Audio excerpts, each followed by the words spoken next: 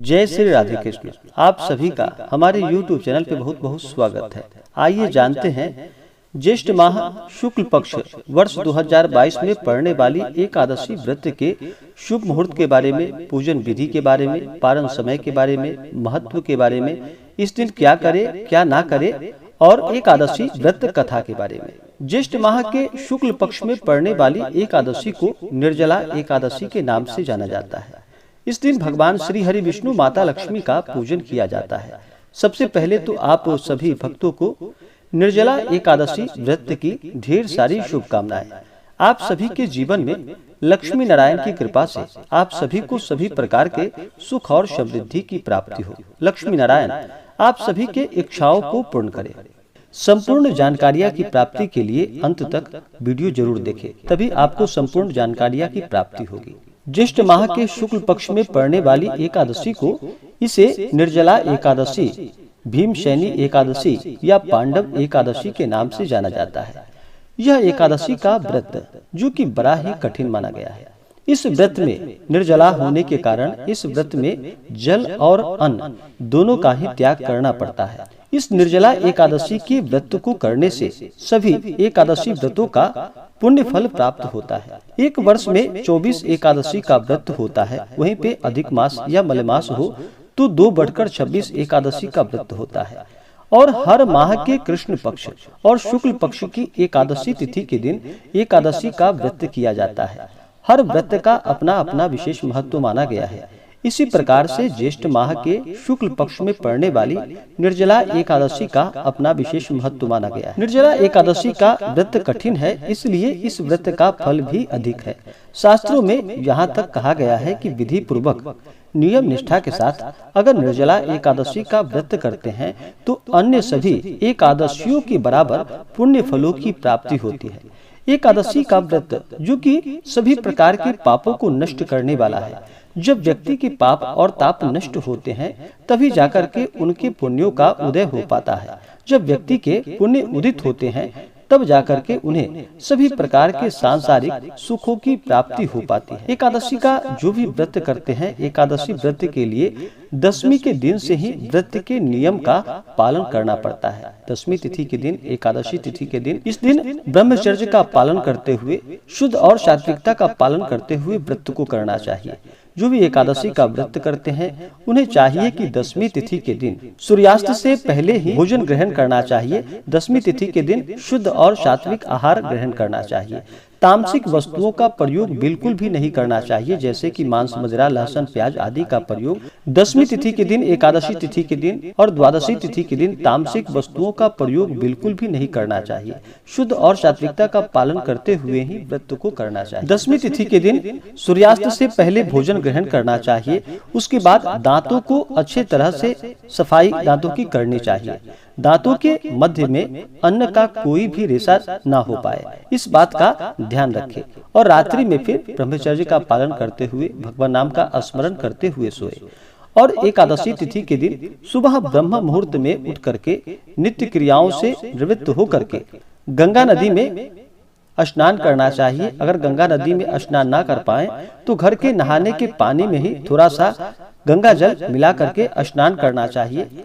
उसके बाद शुद्ध वस्त्र धारण करके फिर व्रत का संकल्प लेना चाहिए और फिर दिन भर उपवास रहते हुए इस व्रत को करना चाहिए। इस दिन जल और अन्न दोनों ही ग्रहण नहीं करना चाहिए, इस बात का ध्यान रखें। और इस दिन भगवान विष्णु का, माता लक्ष्मी का पूरे विधि विधान के साथ पूजन करना चाहिए। सुबह और शाम के वक्त पूजन करें। रात्रि में जहाँ तक हो सके जागरण करना एकादशी तिथि के दिन बड़ा ही पुण्यदायक माना जाता है, तो रात्रि जागरण करते हुए समय को व्यतीत करना चाहिए।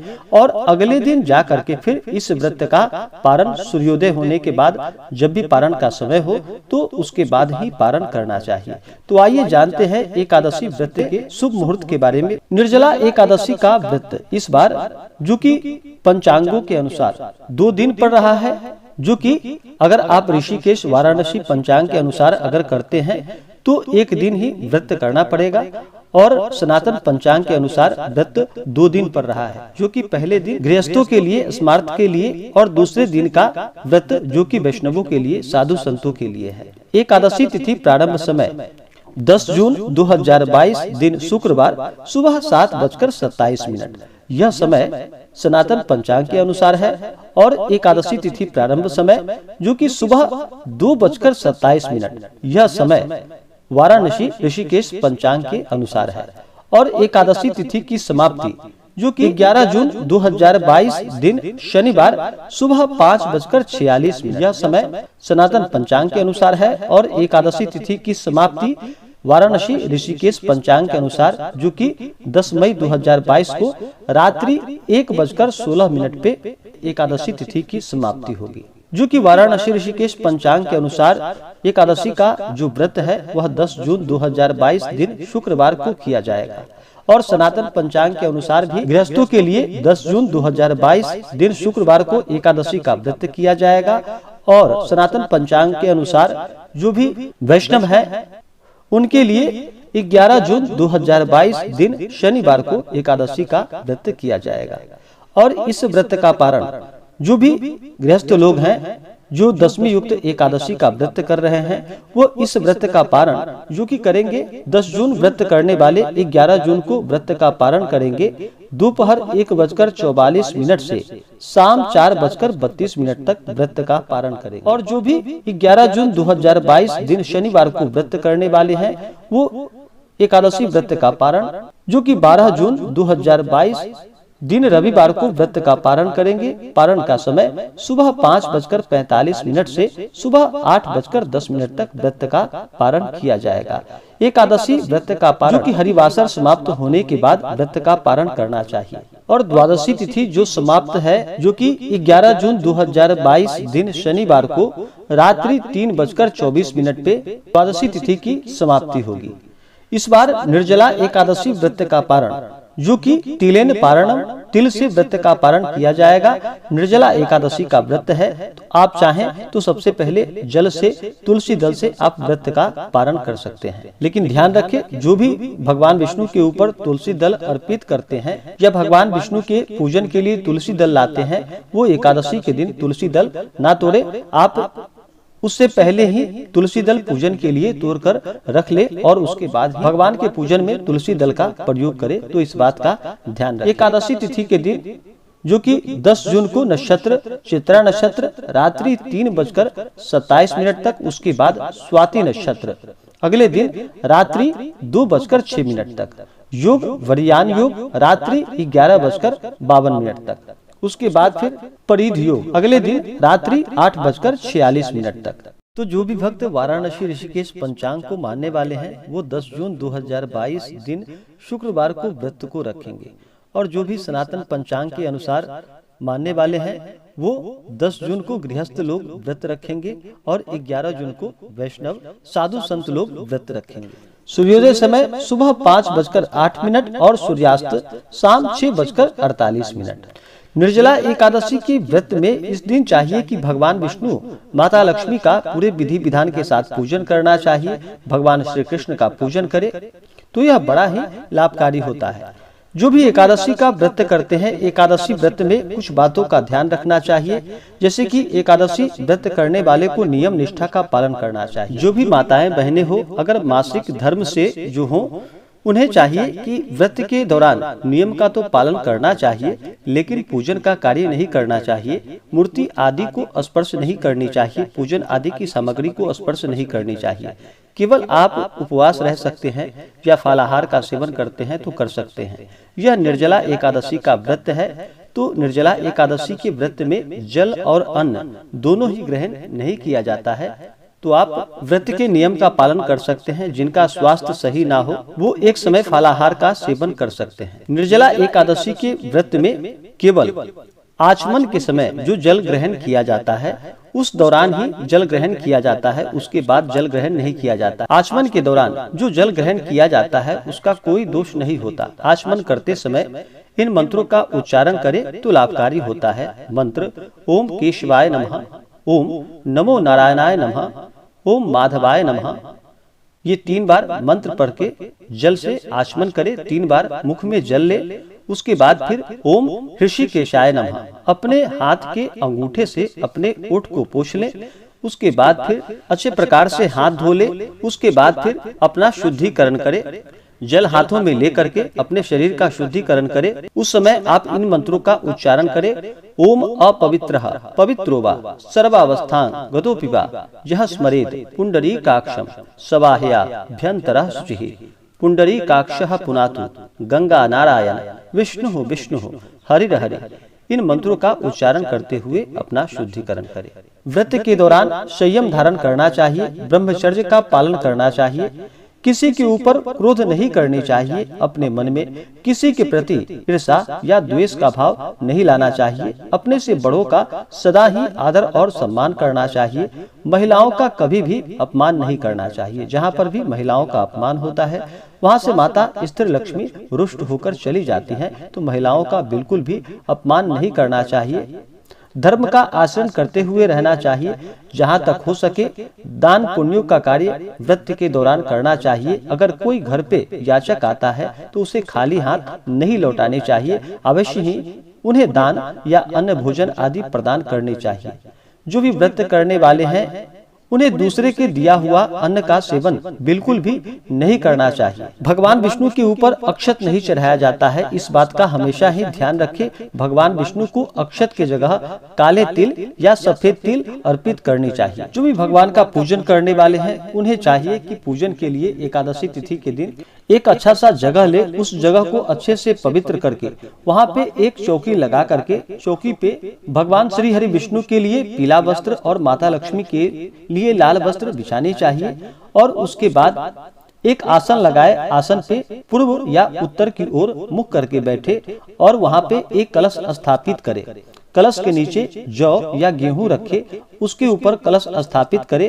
कलश में पुंगी फल यानी कि सुपारी द्रव्य पैसा कुछ उसमें डाले। उसके बाद उसमें आम पल्लव या पंच पल्लव डाले। उसके ऊपर से एक चावल से भरा हुआ पूर्ण पात्र रखे और उसके ऊपर से जल से भरा हुआ एक नारियल रखे। उसके बाद आसन पे बैठते हुए सबसे पहले तो अपना शरीर का शुद्धिकरण करे। हाथों में गंगा जल लेकर के अपने शरीर पर छिड़काव करे और मंत्र चाहे तो आप बोल सकते हैं, उच्चारण कर सकते हैं। ओम अपवित्रः पवित्रोवा सर्वावस्थां गतोपिवा यः स्मरेत् पुंडरीकाक्षः सबाह्याभ्यन्तरः शुचिः।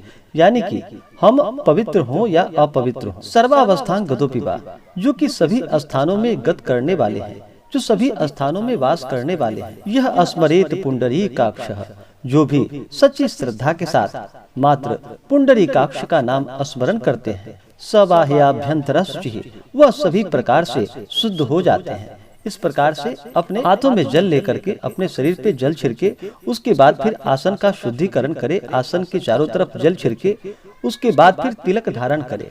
अपने मस्तक पे लाल चंदन या पीला चंदन लगाए। उसके बाद एक दीपक जलाए जो कि दीपक प्रत्यक्ष रूप में देवता माने जाते हैं। उसके बाद दीपक जलाए। दीपक के नीचे थोड़ा सा अक्षत रख दे। दीपक को आसन प्रदान करे। उसके बाद भगवान लक्ष्मी नारायण भगवान विष्णु माता लक्ष्मी की प्रतिमा स्थापित करे। उसके बाद भगवान का पूरे विधि विधान के साथ पूजन करे। किसी भी प्रकार के व्रत में सबसे पहले तो भगवान गणेश का पूजन किया जाता है। तो सबसे पहले भगवान गणेश का पूजन करे। एक चीज का ध्यान दें आप सभी, जिनको भी पूजन के लिए ज्यादा समय नहीं मिल पाए तो कम से कम स्नान करके भगवान का जितने भी प्रकार से हो सके जितना भी समय मिल पाए आप कम से कम जल चंदन पुष्प तुलसी दल तिल आदि भगवान को चढ़ाए। धूप दीप दिखाएं। भगवान को नैवेद्य का भोग लगाए। द्रव्य दक्षिणा चढ़ाएं। उसके बाद फिर भगवान को एला लवंग तांबूल अर्पित करे यानी कि पान पत्र के साथ लौंग इलायची भगवान को मुख शुद्धि के लिए अर्पित करे। उसके बाद व्रत का कथा श्रवण करे, आरती करे। उसके बाद भगवान की पुष्पांजलि करे। जिनके पास समय ज्यादा न हो वो इस प्रकार से भी आप पूजन करते हैं। किसी भी प्रकार के पूजन में श्रद्धा होना अति आवश्यक है। तो अपने श्रद्धा के अनुसार ही आप पूजन करें। अगर मन में अश्रद्धा हो तो उस व्रत को नहीं करना चाहिए। व्रत के प्रति मन में अश्रद्धा हो संशय हो तो वह व्रत निष्फल ही माना जाता है। तो पूर्ण श्रद्धा के साथ ही भक्ति भाव के साथ ही भगवान का पूजन करना चाहिए। तभी जाकर के पुण्य फलों की प्राप्ति हो पाती है। और जिनके पास समय हो वो भगवान का पूरे विधि विधान के साथ सबसे पहले भगवान गणेश का पूजन कर ले। भगवान गणेश जो कि विघ्न हरता है, सभी प्रकार के विघ्नों को हरने वाले हैं। किसी भी प्रकार के शुभ कार्य या मांगलिक कार्यों में सबसे पहले भगवान गणेश का पूजन किया जाता है। तो सबसे पहले भगवान गणेश का पूजन करें, उसके बाद कलश देवता का पूजन करे, कलश में तीर्थों का आवाहन करे, वरुण आदि देवताओं का आवाहन करे। उसके बाद फिर नवग्रह इंद्रादि दस्तिपाल देवताओं का पूजन करे, शिव पार्वती का पूजन करे। उसके बाद भगवान विष्णु, माता लक्ष्मी, श्री कृष्ण आदि का पूजन करे। तो यह बड़ा ही लाभकारी होता है। भगवान विष्णु का इस दिन जल से अभिषेक करे, पंचामृत से अभिषेक करे, शुद्ध गंगा जल से भगवान विष्णु का अभिषेक करे। उसके बाद भगवान को पीला वस्त्र अर्पित करे, यज्ञोपवीत भगवान को अर्पित करे। फिर भगवान को काले तिल चढ़ाएं या सफेद तिल चढ़ाएं। उसके बाद तुलसी दल अर्पित करे, फिर चंदन, पुष्पों की माला भगवान को अर्पित करे। जहाँ तक हो सके पीला पुष्प भगवान को अर्पित करे। कमल का पुष्प अगर मिल जाए तो कमल का पुष्प अर्पित करे। भगवान विष्णु को पीला वस्तु अति प्रिय है, तो उन्हें पीला चंदन, पुष्प आदि भगवान को अर्पित करे। उसके बाद फिर धूप और दीप दिखाएं, अनेक प्रकार का नैवेद्य अपने श्रद्धा भक्ति भाव के साथ अर्पित करे। अभी गर्मी का मौसम है, तो गर्मी के मौसम में जितने भी फल फ्रूट मिल सके, ठंडी वस्तुएं आदि भगवान को अर्पित करे। दूध से बने हुए वस्तु का भगवान को भोग लगाए। जब भी भगवान को भोग लगाते हैं तो तुलसी दल अर्पित करके उसके बाद भगवान को भोग लगानी चाहिए। नैवेद्य का भोग लगाने के बाद भगवान को द्रव्य और दक्षिणा चढ़ाएं। उसके बाद पुंगी फल, तांबूल, लौंग, इलायची के साथ में अर्पित करें। पुंगी फल जो कि सुपारी को कहते हैं, तांबूल यानी कि पान पत्र, लौंग, इलायची के साथ में भगवान को अर्पित करे। इसी प्रकार से माता लक्ष्मी का पूजन करे, माता लक्ष्मी का जल से अभिषेक करे, पंचामृत से अभिषेक करे, शुद्ध गंगा जल से अभिषेक करे। माता को लाल वस्त्र अर्पित करे, फिर अक्षत, चंदन, पुष्पों की माला अर्पित करे। श्रृंगार की वस्तुएं माता को अर्पित करे। उसके बाद धूप और दीप दिखाएं, अनेक प्रकार का नैवेद्य माता को अर्पित करे। नैवेद्य के बाद आचमनी के लिए जल चढ़ाएं। उसके बाद द्रव्य दक्षिणा चढ़ाएं, पुंगी फल, तांबूल अर्पित करे। उसके बाद फिर निर्जला एकादशी व्रत का कथा श्रवण करे। उसके बाद फिर आरती करे। इसी प्रकार से भगवान का इस दिन पूजन करना चाहिए। रात्रि में भजन कीर्तन करते हुए, भगवान नाम का स्मरण करते हुए रात्रि में समय व्यतीत करना चाहिए और अगले दिन जाकर के ब्राह्मणों को भोजन कराना चाहिए। ब्राह्मणों को एकादशी व्रत के निमित्त दान दक्षिणा देनी चाहिए। गरीबों को भोजन कराना चाहिए। उसके बाद फिर व्रत का पारण करना चाहिए। निर्जला एकादशी के व्रत में इस दिन जल दान का बड़ा ही विशेष महत्व माना गया है। इस दिन शक्कर युक्त जल का दान करना चाहिए। यह बड़ा ही पुण्य फलदायी होता है। अपने श्रद्धा और सामर्थ्य के अनुसार जहाँ तक हो सके ठंडी वस्तुओं का इस दिन दान करना चाहिए। जल से भरा हुआ कुंभ, घड़ा आदि का दान करना चाहिए। शक्कर युक्त होना चाहिए। दान देते समय आप चाहे तो इन मंत्रों का उच्चारण करें तो लाभकारी होता है। देव देव ऋषिकेश संसारार्णवतारक उदकुंभ प्रदानेन यास्यामि हरि मंदिरम। इन मंत्रों का उच्चारण करते हुए जल का कुंभ जो कि शक्कर युक्त हो वह अवश्य ही दान देनी चाहिए। तो यह बड़ा ही पुण्य फलदायक होता है। इसी प्रकार से निर्जला एकादशी का व्रत करना चाहिए। इस दिन व्रत के दौरान ओम नमो भगवते वासुदेवाय आदि मंत्रों का जप करना चाहिए। जहाँ तक हो सके भगवान विष्णु के स्तोत्र आदि का पाठ करना चाहिए। तो यह बड़ा ही पुण्य फलदायक होता है। तो आइए सुनते हैं निर्जला एकादशी की कथा। तो बोलिए प्रेम से भगवान विष्णु की जय, माता लक्ष्मी की जय, एकादशी माता की जय। बहुत समय पहले की बात है कि एक बार भीमसेन, अर्जुन, नकुल, सहदेव और युधिष्ठिर सभी एक साथ बैठे थे। महर्षि वेद व्यास जी भी वहां बैठे थे और फिर कहने लगे। भीमसेन ने वेद व्यास जी से कहा कि हे पितामह, भ्राता युधिष्ठिर, माता कुंती, द्रौपदी, अर्जुन, नकुल और सहदेव आदि सब एकादशी का व्रत करने को कहते हैं, परंतु मैं उनसे कहता हूँ कि भाई मैं भगवान की शक्ति पूजा आदि तो कर सकता हूँ, दान भी दे सकता हूँ, परंतु भोजन के बिना नहीं रह सकता। इस पर व्यास जी कहने लगे कि हे भीमसेन, यदि तुम नरक को बुरा और स्वर्ग को अच्छा समझते हो तो प्रति मास की दोनों एकादशियों को अन्न मत खाया करो। भीमसेन कहने लगे कि हे पितामह, मैं तो पहले ही कह चुका हूँ कि मैं भूख सहन नहीं कर सकता। यदि वर्ष भर में कोई एक ही व्रत हो तो वह मैं रख सकता हूँ, क्योंकि मेरे पेट में वृक नामक वाली जो अग्नि है, सो मैं भोजन किए बिना नहीं रह सकता। भोजन करने से वह शांत रहती है, इसलिए पूरा उपवास तो क्या, एक समय भी बिना भोजन किए रहना मेरे लिए कठिन होगा। अतः आप मुझसे कोई ऐसा व्रत बतलाइए जो कि वर्ष में केवल एक ही बार करना पड़े और मुझे स्वर्ग की प्राप्ति हो। तो व्यास जी कहने लगे कि हे पुत्र, बड़े बड़े ऋषियों ने बहुत शास्त्र आदि बनाए हैं, जिनसे बिना धन के थोड़े परिश्रम से ही स्वर्ग की प्राप्ति हो सकती है। इसी प्रकार शास्त्रों में दोनों पक्षों की एकादशी का व्रत मुक्ति के लिए रखा जाता है। व्यास जी के वचन को सुनकर भीमसेन नरक में जाने के नाम से ही भयभीत हो गए और कांपकर कहने लगे कि अब क्या करूं? मास में 2 व्रत तो मैं नहीं कर सकता, हाँ वर्ष में एक व्रत करने का प्रयत्न अवश्य कर सकता हूँ। अतः वर्ष में एक दिन व्रत करने से यदि मेरी मुक्ति हो जाए तो ऐसा कोई व्रत बतलाइए। यह सुनकर व्यास जी कहने लगे कि वृषभ और मिथुन की संक्रांति के बीच ज्येष्ठ माह के शुक्ल पक्ष की जो एकादशी आती है, उसका नाम निर्जला एकादशी है। तुम उस एकादशी का व्रत करो। इस एकादशी के व्रत में स्नान और आचमन के सिवा जल वर्जित माना गया है, अन्यथा वह मद्यपान के सदृश हो जाता है। इस दिन भोजन नहीं करना चाहिए, क्योंकि भोजन करने से व्रत नष्ट हो जाता है। यदि एकादशी को सूर्योदय से लेकर द्वादशी के सूर्योदय तक जल ग्रहण ना करे तो उसे सारी एकादशियों के व्रत का फल प्राप्त होता है।